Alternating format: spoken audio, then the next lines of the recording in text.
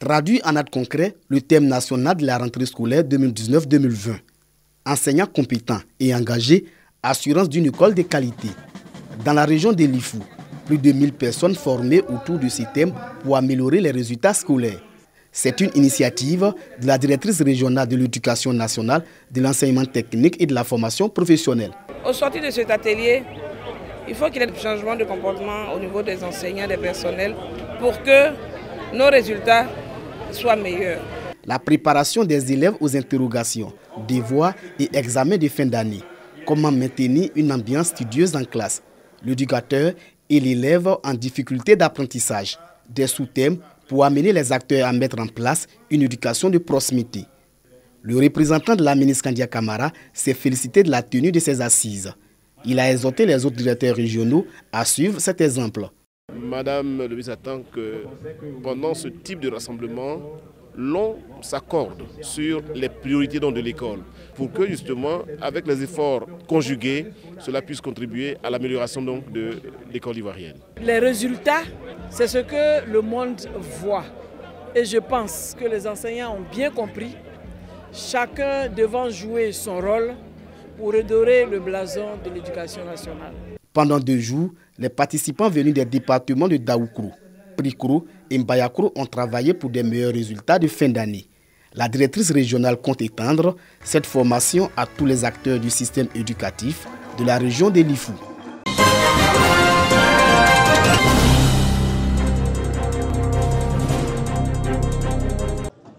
La coula offerte aux visiteurs. Marque d'hospitalité en pays Kroumen. Des salutations, des accolades pour marquer les retrouvailles entre les populations autochtones et allochtones du village de Roc, dans la sous-préfecture de Grand Bérébi. Surtout, le retour de la paix après 3 mois de dissension entre elles, à la suite du décès accidentel d'un autochtone. Aujourd'hui, grâce à la médiation du Premier ministre Amadou Gon Coulibaly, la paix est revenue. La communauté kroumen accepte le retour de ces hôtes baoulés dans leur plantation. Ce sont nos frères. Ce qui est arrivé, c'est un accident. On les a acceptés. Il faut qu'on l'essentiel qui viennent, on va rester au village. On est quitté à Boaké pour venir s'installer. C'est des parents kroumen. On n'est pas venu pour la guerre, mais on est venu pour le développement. Donc ce qui vient de se passer, on ne peut pas se fâcher. On a accepté, on leur demande tous pardon, que la cohésion puisse vraiment revenir pour qu'on puisse vraiment développer le village Roc. Pendant plus de 3 mois, la circonscription était perturbée par cette crise. Aujourd'hui, par la grâce de Dieu, la cohésion est revenue entre les populations de Grand Bérébi. La paix n'a pas de prix. Il faut que nous œuvrons tous pour vivre dans la paix, pour vivre dans la concorde.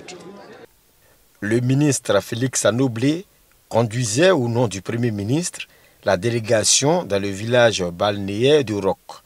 Il se réjouit du dénouement heureux et invite les uns et les autres à consolider la paix et la cohésion sociale.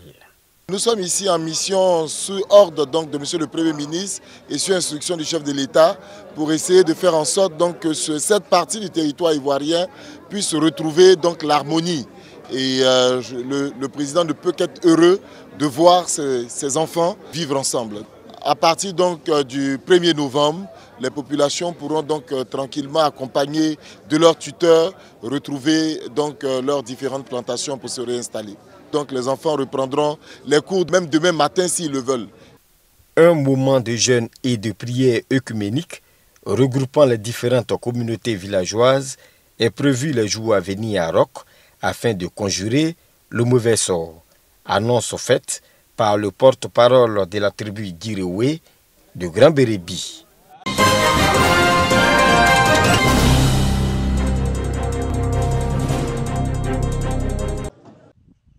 Avec un taux d'exécution de 58,76% contre 55,29% pour le deuxième trimestre, le bilan des activités du plan d'opération du Parc national de la Komoué pour le troisième trimestre est jugé relativement satisfaisant.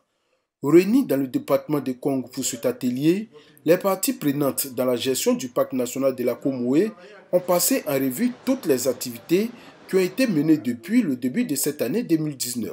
C'est des activités qui sont tournantes Donc, dans le cadre de notre planification, la localité de Kong a été retenue pour abriter cette troisième session.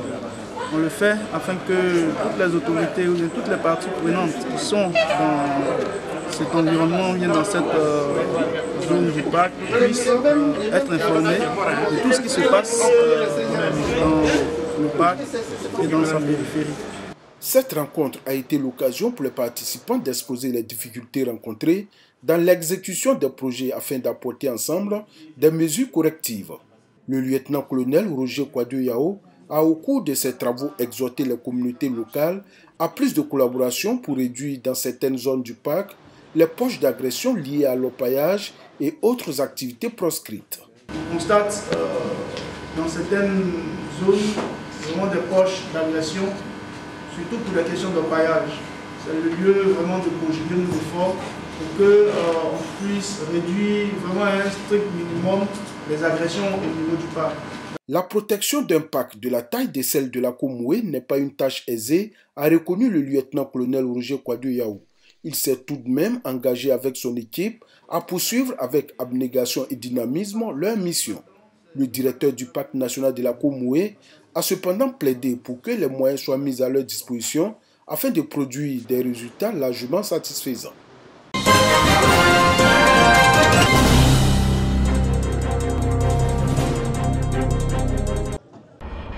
Des visites au pas de course avec à chaque étape des échanges pointus entre le conseiller technique du ministre de l'équipement et de l'entretien routier et les responsables des différents chantiers routiers au nord du pays.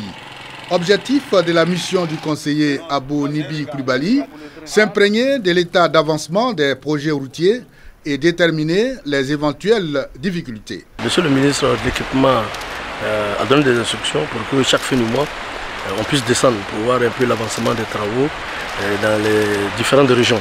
On a sillonné près de 3000 km. Il y a quelques obstacles qu'on a pu lever.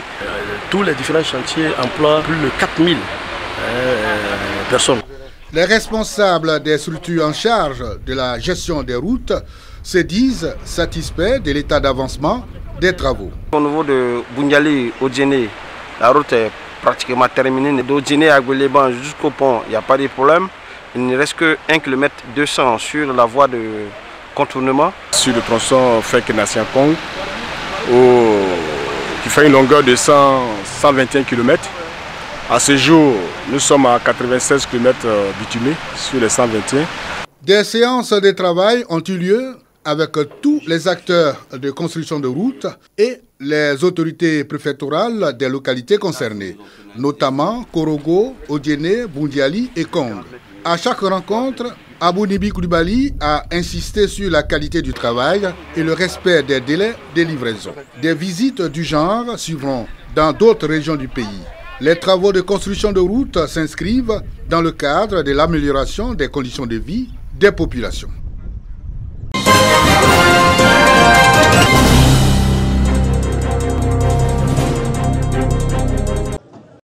Chaque vendredi à la mairie de San Pedro, les agents sont invités à s'habiller en tenue traditionnelle ou en tenue confectionnée par des petites et moyennes entreprises de Côte d'Ivoire. Depuis 3 semaines que le maire en a décidé ainsi, les agents s'y mettent. Chacun à son goût. Je suis habillé en Kroumen. Là, c'est un mélange. En traditionnel, à Caen, le pagne, c'est un pagne burkinabé. Je suis en tenue à Caen, précisément baoulé. Avec cette tenue-là, on se retrouve chez nous. Cette façon de s'habiller tous les vendredis à la mairie de San Pedro plaît beaucoup aux agents et aux usagers. Ça nous plaît parce que c'est nos coutumes. C'est comment avant, nos mamans s'habillaient. Au-delà de la mairie, nous portons tout le temps les tenues traditionnelles, aller au bar, aller sortir à l'église, tout et tout. Donc ça devient vraiment une coutume pour nous. Quand je suis rentré, j'étais étonné. Vraiment, ils sont bien habillés. Quand je vois, vraiment, ça me donne beaucoup. Pour le maire de la commune, par ailleurs ministre de la promotion des petites et moyennes entreprises, il s'agit de promouvoir le tissu fait par les petites et moyennes entreprises de Côte d'Ivoire.